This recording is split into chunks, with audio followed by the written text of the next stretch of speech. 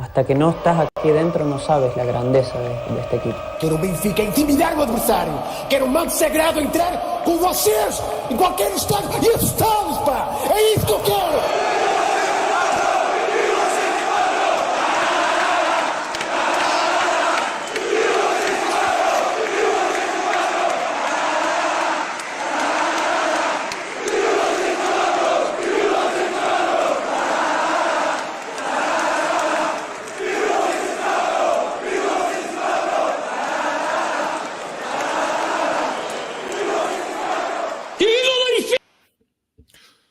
What's going on, everybody? Welcome to another edition of the Talking to the Dog Benfica podcast. My name is Alfredo Fumaças, and with me, Dave de Oliveira. What's going on, Dave? What is going on, Alfredo? Good to be back. The season's up and going here. Guys got some games in, and we've got the Champions League here to recap, and we've got the opening of the Portuguese league for us, at least, to preview here. Tonight. Here we are. Another night on the podcast. 564 is what we're up to tonight. We have just the Nice games to talk about, and we'll also preview the Estrela da Amadora, which will be Benfica's debut in the Portuguese leagues, being that the first game that Benfica was supposed to play against Rio Ave was postponed as a result of this European fixture or double fixture that Benfica had to play. But we got Nice. Cristiano couldn't be here today. He apologizes to all the followers. I know that you guys all look forward to seeing Cristiano here and hearing Cristiano's opinion. He unfortunately couldn't be here, but he'll be here. He'll be here another time.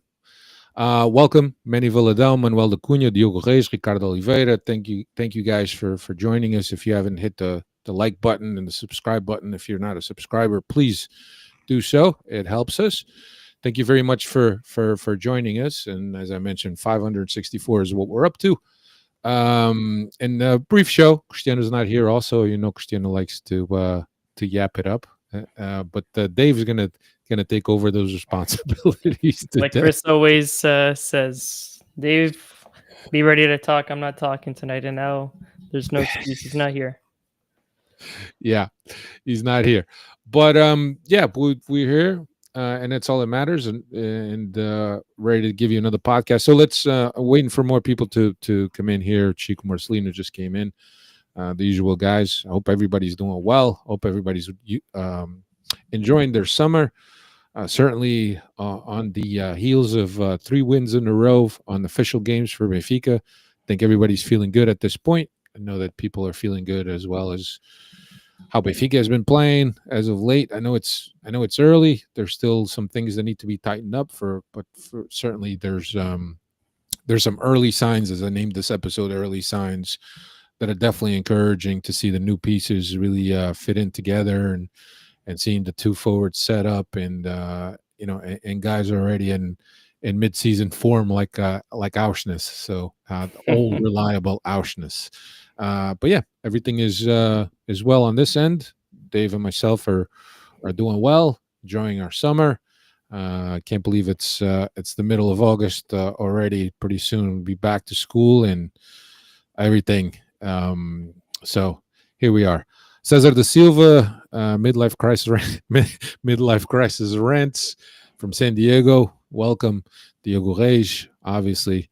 And as Diogo Reis is pointing out, 0 goals so far for Benfica, 0 goals allowed, which is always a good thing, right? And I think that one of the things, and we'll talk about that in a little bit, and the defense has been nice and tight, nice and tight for us. So it's good. It's good. All right, let's get right into the Nice fixtures. All right, 4-0 on aggregate. First game up in the French coast against Nice. Nice, the Côte d'Azur. Dave, did I say that right? I know. You know, it's all Greek to me. It's all Greek to me. but yeah, good showing by Benfica in France, and obviously Benfica is a better team than Nice. Obviously, I think it was proven over the two legs, but I think that even on paper, I mean, we're talking about a team that placed fourth last year. That's had some absences as well.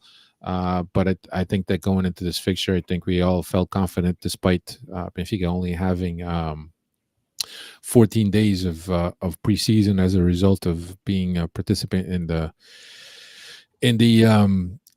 Club World Cup that took place here in the United States. So lineup: Trubin, which was the same lineup as today: Trubin, Dedic, Silva, Otamendi, and Dahl, Barrenechea, Diaz, Auschner, Sheldrup, Ivanovic, and Pavlidis up front. And look, it was a game that was a little bit one-sided once Benfica kind of got their feet under them and took a little bit of the crowd out of the game. I thought that it was a game that Benfica had under control at most of the times. There was a couple scary periods in the first leg, as they were in the second leg as well. But I never really feared that Benfica was gonna come out with a negative result. The one goal would have been enough. Then Tino adds that unusual blast from him and the dying minutes of the second half, and I think that kind of sealed the deal and put the team in a much better position. Let's see. Midlife crisis. Despite the lack of trust in Laje, Rui Costa, these new players add a lot of competitive spirit and skills to the team, looking promising so far. Yeah, I'll tend to agree with that. I think that, and I was just talking to Dave off air. I think that the team is progressing quite well. I think my biggest concern here, and look, I don't want to jinx the guy, right? Because I like Lage. I think that there's a ceiling to Lage, and my concern is that at some point with this good squad that he has and the pieces that we're missing and guys that can make a difference, guys. I mean, you notice it up front with two forwards. There's a much better line of pressure, and the pressure timings are much better with these two guys. Two workhorses, both Pavlidis and Ivanovic, are guys that press high, and then you add Auschwitz into the mix, and even Sheldrup, who is a guy that isn't usually that intense in terms of pressure, in terms of hustle. He's joining in, and then I think that Rios is, despite still seeing some things in Rios that not that it concerned me, but certainly something that I would like a little better from him. I think that his passing is not as crisp as it should be, but he adds a physicality in the middle of the park that Benfica didn't have before. A lot of body to body, a lot of 50-50s that he wins based on his physicality. And then you got Barrenechea. Barrenechea has been really the guy that's been impressing me so far in terms of his vision of the game, the way he reads the game, the way is passing, both the short passing and the long passing. And he seems to be the one that's really taking the initiative of those long passes, not so much Rios. Rios is more like a guy that cleans it up. Barrenechea fills in the gaps, balances the team, helps on both the offensive transition and the defensive transition.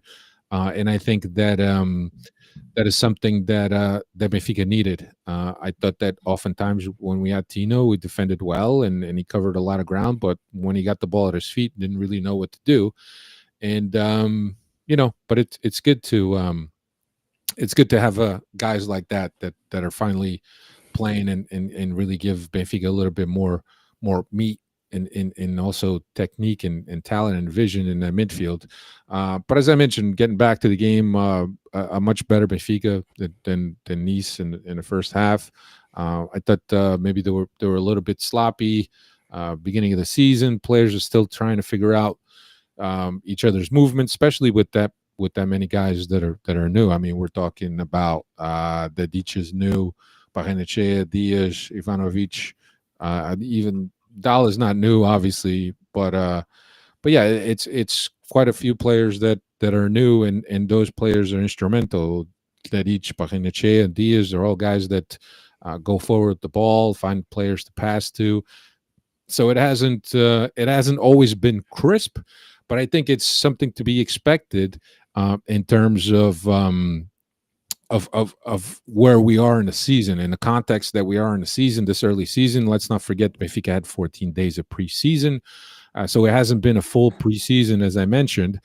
But I think that there's a lot of things that we're seeing that especially with the pressure, the high press, the timings of it. It's very important that you press really nice, and that you press as a unit, so there's no gaps in the press, and there's always somebody that's going to cover the next guy that gets the ball. So encouraging signs, and as I mentioned, come out of France with a good result at the Stade de la Luge, and today repeated the same 11. Again, Trubin, Dedic, Silva, Otamendi, Dal, Barrenechea, Rios, Aushna, Sheldrup, Ivanovic, Pavlidis. Artur Koglu didn't play the first game because he was hurt. He was available for this game, but coming off an injury, from what I understand, was an ankle injury. And also, there's also talks about that possibly could be going back to Turkey. But yeah, a game that Benfica felt comfortable. Nice came out firing. There was a couple flurries from them in the beginning, but I thought that Benfica then got control of the ball, started winning the duels, and were able to impose their game. Dave, I'll ask you. I mean, obviously, your thoughts on these two fixtures against a team that was that showed to be not as competitive as our team. Not as competitive.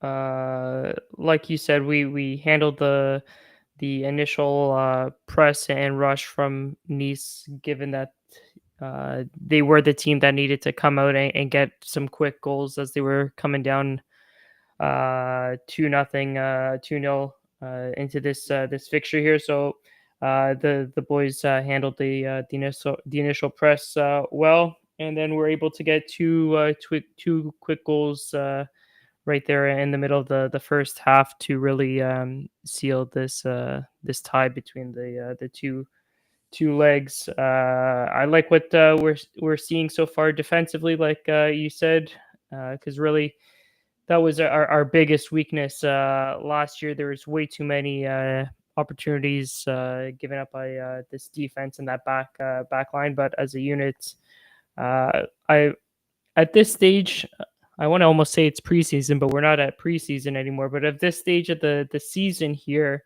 like to see some better finishing from the guys up top. Second half, there was a lot of wasted chances and opportunities, but you can't complain when you've got 3 clean sheets from three games here to start the season. So great on the defensive end of the ball, and the goals will come here as time goes on in the match. They get some more match. I mean, yeah, Dave, I agree with you. I think defensively we've been really good. Antonio Silva has had a very good start of the season. It seems that some of the things, and knocking on wood, obviously, some of the things and some of the troubles and some of the miscues that he's had towards the end of last season, or middle to end of the season, was something that was a bit concerning. Obviously, with a young player, there's always concerns about the mentality. There could be confidence. A young player may not be developed as a mature player that's able to kind of face some adversities, go a little bit of a slump, and be able to come out of that slump much early. But Antonio Silva has been a great compliment to Otamendi, and he's been where sometimes Otamendi is not there. Antonio Silva always shows up behind him, which is really good to see, that them complementing each other. And obviously, it's been it's 1.5 seasons now that they've played together. So I think that there's a better understanding in terms of where each one is and what they need to do as a cohesive unit. I highlighted a comment by Diogo Reis. He says, "I don't mean to shit on Lage, but what's going on the right flank? I get you want to use Auschwitz, but it doesn't look conventional." And I'll look. I'm no expert, right? I'm just a guy that does a weekly podcast about Benfica, but I'll give you my theory, right? I think that the thing with Auschwitz, you got two things with Auschwitz. Number one, you got two forwards that are pressing high, and which leaves our midfield exposed as a two-man unit. If there's three-man units that we play against, Auschwitz usually balances out that midfield. So he either comes in and helps balance out that midfield. The other thing that Auschwitz does, and let's remember who Auschwitz has behind him. Auschwitz has Dedic behind him, a guy that's extremely vertical, a guy that likes to get forward. So oftentimes you're going to need that guy that's going to balance the overlaps, that's going to stay behind, that's going to be able to cover holes. And I think that's Auschwitz. It's not necessarily, what you would expect from a winger, a guy that takes players on, a difference maker, a playmaker. But in a way, Auschwitz does a lot on his own that goes unnoticed sometimes, and some of the things you saw on display today. So I think that my theory is that Auschwitz is a guy that balances the team, because now you're playing with two forwards and you're playing with an extremely vertical right back. I know we had Bob, but I think that Dedic is even more vertical than Bob. So that's my theory behind it. You could disagree or you can agree. But I think it's all about the balance, and I think that Auschwitz does a great job. Not to mention that I think the way Auschwitz understands the game and the way Auschwitz understands how Lage wants the game to be played is also something that's a huge plus. And as we know, Auschwitz could play on the right, Auschwitz could play on the left, Auschwitz could play a right back, Auschwitz could play center mid.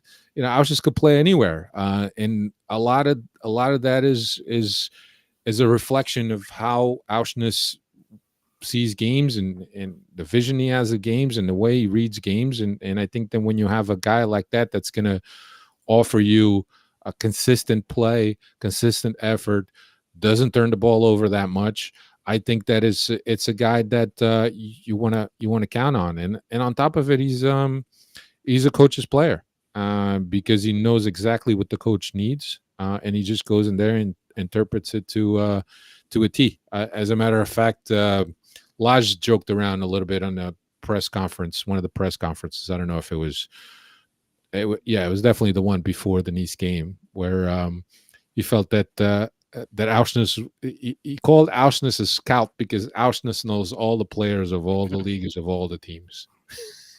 It seems like that the last two or three plus seasons already now with Auschwitz. He's plug and play, ready to play no matter what position you put him in, no matter what opponents. So I think right now, given we're still about 2.5 weeks away from the end of the transfer market, we'll see if Benfica is able to sign any more wingers to add some depth and competition to those positions there on the wings. But given the players that they have now, or the lack of players they have in that position right now, I think this 4-4-2 formation is how it's going to be, if just given the current roster structure. But there is still some time left here to go before the end of the transfer market. Yeah, absolutely. Especially with the possibility that Artukoğlu may end up leaving, which I do think he's leaving. The one thing that I read today was that by playing in this game, he's not eligible to play for any team that has played in these preliminary fixtures in the Champions League.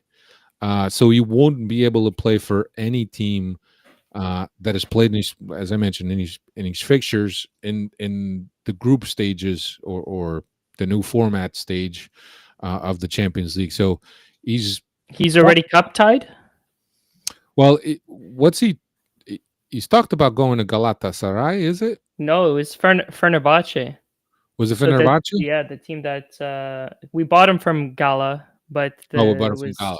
Okay. is linked to So Ferner. in essence, by playing today, you won't be able to play for Fenerbahce if Fenerbahce ends up beating us and going into the competition stage of the Champions League. Hmm. Yeah. Midlife crisis Auschwitz is MVP in my opinion. Yeah, look, I think that Auschwitz does a lot of things that people don't see, and that is really balancing out the team. And it's important to have that balance because you want a team that's going to pressure high. You want to have a guy that's going to balance. You want to have a guy that's going to be able to fill in the gaps and is able to close things off and keep the team in balance and team in good possessive and good position in order to defend. Yeah, Diogo Reis also says that Dedic looks super fast. Hopefully, he can gather with himself as he approaches the final third. Yeah, I mean, he's had a couple attempts on goal. They were blocked. A couple overlaps on both games. Both times, he found Auschwitz, which then found Dedic for the first goal in the first leg. Then today with the heel pass to Auschwitz with the pass back and Skeldrup putting the ball in the back of the net. So look, I think that Dedic for me, I mean, he's impressed me from the first time I saw him, and I think that he can only get better as he gets to know his teammates and as he and he gets used to the team and he gets used to the speed of the game. So I think it's good. Nelson Lucinda, what's up, Nelson? Says Otamendi to me has lost a step this offseason. I really love the guy and his passion. Probably the best captain since Luizão. Yeah, I agree. And it's obviously normal, right? A guy in his late 30s that he's going to lose a step. And Otamendi was never really a super fast guy, but I think that guys at this stage of their career, what they do is their positioning is almost impeccable. The problem with Otamendi that I see that could affect the team is that when the team wants to press high and wants to compress and play in a very limited space and leaving a lot of room behind their back, that's when Otamendi could get in trouble because he obviously doesn't have the legs to recover and to come back. And when you have two fullbacks that are projected, it leaves the back line in a very tough spot. But yeah, look, it's just it's like I said, it's encouraging signs that we're seeing from the team this early, Dave. And I think that Benfica need to be happy. Do we need another player that could create, another player that can take guys on? I think we definitely do. Even with Artur Koglu on the team, I think we need another guy because Artur Koglu is very last season. He started off well, but he was hit and miss for most of the season. There was times he couldn't take people on. He just didn't have the confidence to take people on. And I for as much as I like Prestiani and for as much as I like Skeldrup, I don't think that they're guys that we could trust on and really hand the keys to the car. I mean, they're guys that could come in, but they're not. Who was that guy that played for us that went to Napoli, Dave? Oh, Neres. Neres, yeah. They're no Neres or even Di Maria on his Di decline. Maria, Rafa, those guys that you got guys that take people on, and sometimes we need a playmaker. I don't know if that playmaker is going to come in a shape of a winger or if it's going to come in a shape of a 10. I think that we all hope that both of those positions get filled up. There's conversations about a player, Amare, I think. So, but and Nelson Lucinda also says here, Mourinho with 11 Auschwitz, I can win the Champions League. Yeah, I think that every coach wants to have those types of players. Chico Marcelino says Feyenoord just missed Champions League football today, so chances of Musa joining Benfica just increased. Yeah, absolutely. So yeah, there's that. I mean, there's still some time. Today is the 12th. We still got the end of the month until the market closes. Obviously, I would love to already have of the roster closed and the team working with Lage, but sometimes you got that that last week of the market, that last push of guys that want to move or excess or whatever, or surplus. So it's going to be tricky, but we'll just have to see how that develops. Chico Marcelino also says that each willingness to go forward and beat defenders one-on-one is a big contrast with Ba. Yeah, I think that Ba wanted to go forward, but I just didn't think that he has the skill set that that each offers. And I think that each is much faster than Ba, at least with the ball at his feet, from what I've been able to see. Yeah, Diogo Reis also says, I know he's not quick, but Otamendi's still the best timing tackles of our best aerial threats and corners. Yeah, agreed. But sometimes when he misses those timed tackles, man, that usually leads to a bad situation, because he's usually one of the last guys out there. Nelson says positioning, reading the game, drive, motivation are superb. But if we're planning a 4-4-2, we no longer have that defensive mid that drops to make a center back. I think, Rios can build out of the back, Barrenechea can build out of the back. Can they defend as a third center back? Probably not. But I think that we're not in a bad position. And thank you guys for being in a chat and for being active in a chat. Certainly, with not a lot to talk about, and Cristiano not being here, we're being a lot more active on a chat and going to you guys. Obviously, Dave is a man of very little words. But Dave, you got any stats on these Nice fixtures? Yeah, just loading them up here. We'll cover them both off. Ivanovic was his debut, and he scored on his debut. I know last podcast we discussed potential lineups and formations, and was it going to be Barreiro or Ivanovic? And he came in on short notice and scored on his Benfica debut on that first leg in Nice there. Florentino with his fourth career goal for Benfica, like you said, doesn't score too often, and that was the first from outside of the box.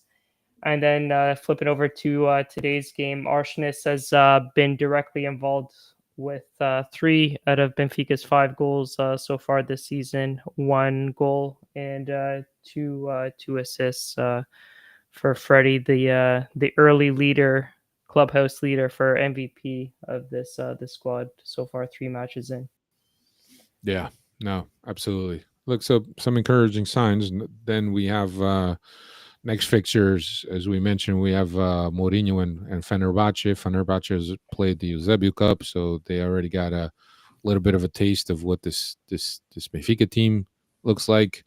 Mourinho obviously very familiar with Portuguese football, and especially Benfica.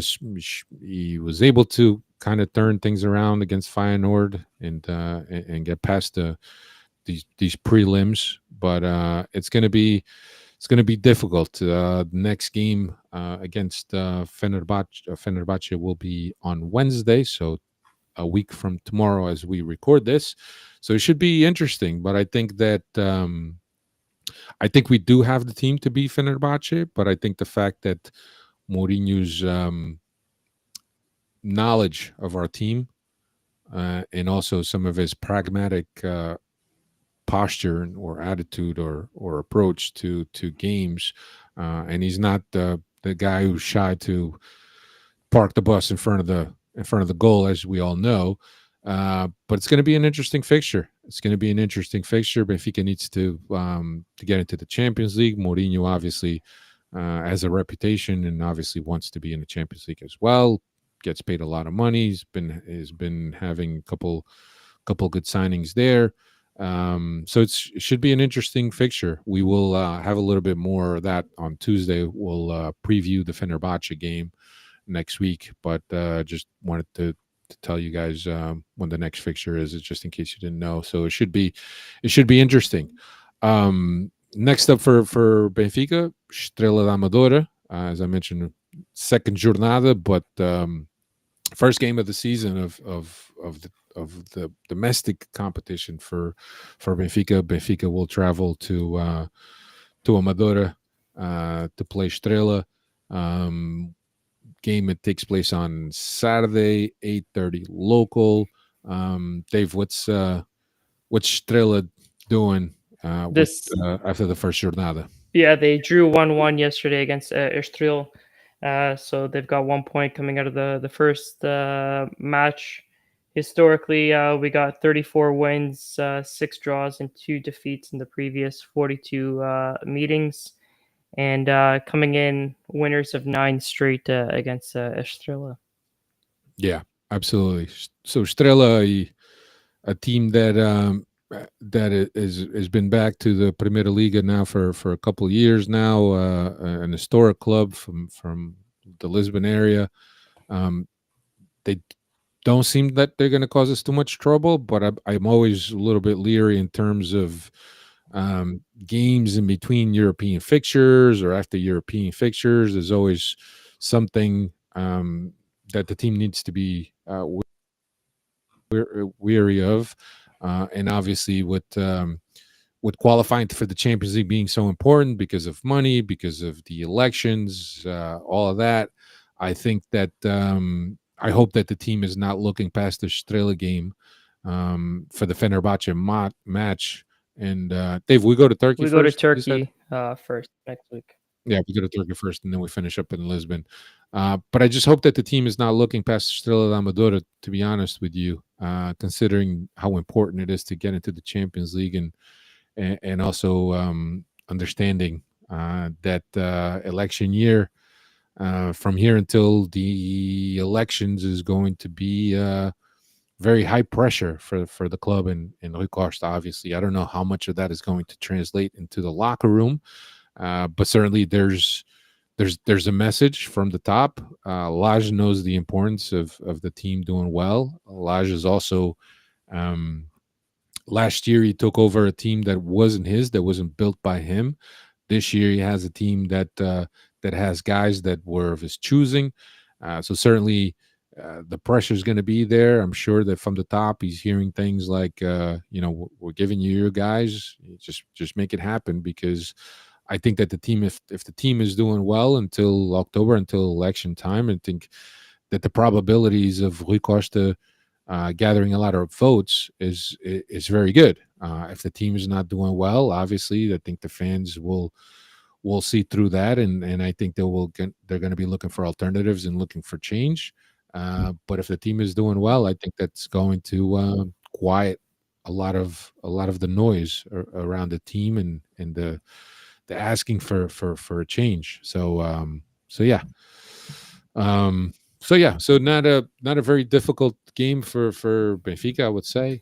On paper it's difficult. Yeah, but like you said, I think they're going to come out ready to play because they already were afforded the luxury and the benefit of not having to play the first league fixture that it's been pushed back. If you already want to say they're a little bit behind the 8 ball with Sporting and Porto and Braga all picking up points, I think Lage is going to have these guys, at least he should have these guys ready, because they can't afford to be slipping up early in the season, especially with the other our rivals accumulating points on the first weekend of the season here. So I think they're gonna come out ready, business ready, put on a solid performance, and then focus on Fenerbahce and heading over to Turkey when they cross that bridge into to next week. But first things first, this weekend got to take care of business at home in the Portuguese league. Yeah, not to mention that once you start playing European competitions, whether it's Champions League or whether it's Europa League, you got midweek games. You got not a lot of time to train and prepare. There's a lot of recovery sessions and play and watching film and whatnot. So um, I don't think that Benfica can afford to slip up this early in a season because it's just things are just going to become a lot more difficult. I don't know. I think that's all we really got. But I don't know. We'll talk. I give you my opinion of what I think about both Porto, Braga, and Sporting. Right. So we'll start with Braga. I think that Braga is gonna remain consistent throughout the season, like usually do. I think the biggest difference for Braga is going to be when they meet the other big three. If they can make a difference there, I think they could be a bit of a threat to the top three.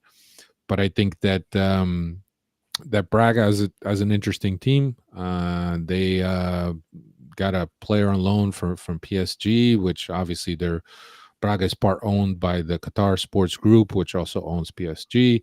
They also bought the most expensive player um, in their history, and I forget his name. His first name is Pau, but I don't know what is Victor. what is Pau Victor. Yeah, so Braga is going to be consistent. The biggest difference between Braga and the big three is going to be whether or not Braga is going to be able to play and compete against three. In terms of Porto, interesting. Coach comes in, changes things. They're pressing high from the game that I watched. It seems that the attitude instilled in these players and obviously this game against Vitoria, which they ran away with, was obviously fueled by the whole with the passing of George Costa and the players wanting to honor George Costa as a member of the team. But it's an attitude and an approach that fits a lot more with the DNA from Porto. So it's going to be interesting. New coach, quite a few new players as well. Um, but I mean, they can't be discounted. They got more options than they had last year. So Porto's going to compete. In terms of Sporting, I think that Sporting will the biggest story this early on in the season. I think that can Sporting escape the Jokeres ghost? Can they move on? Is there life for Sporting after Jokeres? And look, regardless of Luis Suarez and being whether he's the second coming or whatever it is, at the end of the day, when you miss a player like Jokeres, a player that did so much goal output in the past couple seasons, tremendous past few seasons, right? Tremendous. Um, that was basically their driving force, the guy that solved games for them. And I think the biggest thing is going to be does Sporting have life after Vitor Jokeres? Where are they going to find the goals? I know that Trincão and Pot can score those goals, but certainly, I mean, from what we've seen from Vitor Jokeres and as a Benfiquista and as Portistas and the rest of the league, I think we're all happy that Jokeres has left, right? But I think the biggest thing for Sporting is going to be to get out of that shadow of Vitor Jokeres, and I think the fan base as well is a little suspicious in terms of where they're confident that they're bicampeões, but where are they going to get that goal output that they got from Vitor Jokeres? So, and they're a fickle bunch, and there's a good opportunity that if Sporting starts playing and they can't find ways to score goals or they can't find ways to really inch out those last minute tight matches, especially against little teams, I think that there'll be a little bit of a suspicion from fans and maybe doubt on whether this team can get the three. I also think that their coach I don't rate him. I don't think he's a great coach. So we'll see what happens. But yeah, that's my opinion on the other three teams. I think that it's going to be a good season for Portuguese football. I think again there'll be a disparity between the 3, 4 place teams and the rest of the group, but there's some interesting teams out there. Moreirense being one of them, Tondela being another, and then you also have the quality of coaches in those middle teams that could really present a lot of problems to the big three, or big four, I should say. Big three plus 1.5, I guess, or a half of another one. But it should be an interesting league, man. I'm looking forward to it. Obviously, elections looming for Benfica. That's always going to be a topic for discussion. That's always going to bring a different level and a different context to this league, especially Benfica, Champions League, the short preseason. These are all things that we're going to be looking for or looking after. See with some comments here. Diogo Reis says, I will be watching to see what happens when we hit a rough patch. What does Rui do with Lage? It might be too late for that. They both go together at this point. Yeah. And Diogo, I don't know if you heard me earlier. My biggest concern with this team is Lage's ceiling, because I think Lage definitely has a ceiling. I think the team is, if we could grab that 101 winger and a guy that's a number 10 that's going to make those last the final third balls, those key passes, I think we're going to be in a really good shape. But let's not forget, this is a team that had 14 days of preseason, a team that had quite a few new players, and a team that will have a little bit of pressure from the outside because of all the elections. And once we enter September, the election noise is just going to get louder and louder around this team. And I don't think there's a team that could stay away from it or not be affected by it because just of Benfica's magnitude. So it'll be interesting. Midlife Crisis says, I have no doubt in my mind that Benfica has everything to do a great season, but it will be conditioned by referees and press. It's always conditioned by referees and press. We just have to be smarter. We have to do what the other teams do. Control the narrative. Don't stay quiet. If there's something that happens in the first game, you should come out and talk. Don't come and talk in the 10th round and show video for the first 10 rounds of how Benfica was done wrong by referees. Just be a little bit more active in terms of defending the team. Chico Marcelino says, looking a bit to our rivals, I feel that Porto will improve a lot, probably finishing above Sporting. I'm of that opinion as well, Chico. Also, on big factor is that Porto has the best coach of the three grands, in my opinion. Yeah, that's a bold statement, but I don't think you're too far from the truth, Chico. Also, Midlife says the Portuguese press is already portraying Porto and Sporting as amazing. Look, I think at the end of the day, I mean, the press has to do their job, to create narratives, create excitement in the league, create problems when problems don't exist. They got to sell a paper, man. And printed media is a dying industry. So there's a lot of things that these guys need to do in order to fish out those that information. And I mean, it's amazing. I mean, if you guys listen to the press conferences before and after the games, some of the questions that are asked, especially after a game, right? And before the game, there's always some questions that are a little bit off topic, but after the game, journalists should be asking questions about the game. Why didn't you put this guy in? Why did you make the sub so late? What was your read of the game? What made you change this? No, there's a lot more other questions that incite or that they hope incite answers that are going to be controversial, answers that are going to make the first page of their respective papers.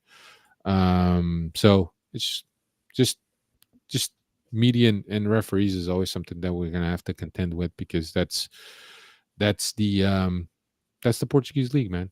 Referee quality is not all that great, despite João Pinheiro is going to referee the European Super Cup. I think next weekend, I want to say, or in a couple weeks. So, but really, Portuguese officiating is not very well known for being good. There's a shortage of referees in Portugal, and obviously, if you're somebody that has ambitions to becoming a referee, you see what referees go to in terms of pressure, in terms of the scrutinizing that they go through in the media and the papers, on TV, the commentary shows. It's discouraging for any new kid that wants to become a referee, that loves the game and wants to give back to the game. So it's difficult. But anyway, Dave, I'm just rambling and rambling and rambling. I don't know if you got anything else to say. I don't have anything else to say. We got 15 minutes in, No, more or less. I think you hit the nail. I'm not buying as much stock in Sporting as I am in Porto. I think Porto has a good bounce back season. I think so. They've got the emotional aspect to play for. Plus, if this coach is as good as everybody is making him out to be, if he's able to catch some lightning in the bottle, they still got some average players there on that squad. But if he's able to make some lemonade out of a couple of those lemons there, they might pose as some serious threats here. And don't forget about Braga either. They've got Pep Guardiola's former assistant coach there leading the squad. Yeah, Vicens. A little bit unproven on his own, but if he comes from the Pep Guardiola's coaching tree, might have something there as well. But lots to look forward here. I know it still feels like preseason to me, but we've already got 3 official games in the book here. But it's season. We're already in the season, so no preseason here. Once we get the game kicked off against Estrela in the Portuguese league here. Yeah, Diogo Reis says basically, who on this roster could save Lage from his shortcomings, or who can we get in the market? But as is, I believe we have the best roster. Yeah, I think on paper we have a really good roster. Obviously, there's some key players in the other 2 teams, but I think that Benfica has a more complete roster, especially if we're able to add that number 10 and that difference maker of a winger. I think Ivanovic could save Lage. I think that Ivanovic can score a lot of goals. I'm a little bit concerned about Pavlidis, because he hasn't gotten on a score sheet in these past couple fixtures. He scored the goal against Sporting, obviously, but you could see that he's getting a little bit desperate in terms of snatching that goal. But I mean, so far I like what I see from Ivanovic. But those guys, hopefully we get a good goal production from both of those guys. Anyway, that is all that we got. Dave, you don't have any more? I don't have any more. We'll wait for next week. See, Cristiano's back. Hopefully, we got some more. We got a win over the weekend here. You want to set a prediction for the score line on Saturday here? Yeah, I think we go 3-0. What about you, Dave? I was thinking 3-1. So I know streaks are meant to be broken. I think we concede 1, but I'm feeling the 3 as well. So I'll go 3-1 here. Yeah. All right. Take care, everyone. Thanks for joining us. Thank you guys that are gonna watch this later and they're gonna listen to this later. We appreciate it very much. We're here for next season. Hopefully, this season will be a lot better, less painless, less therapy sessions than last season. Take care.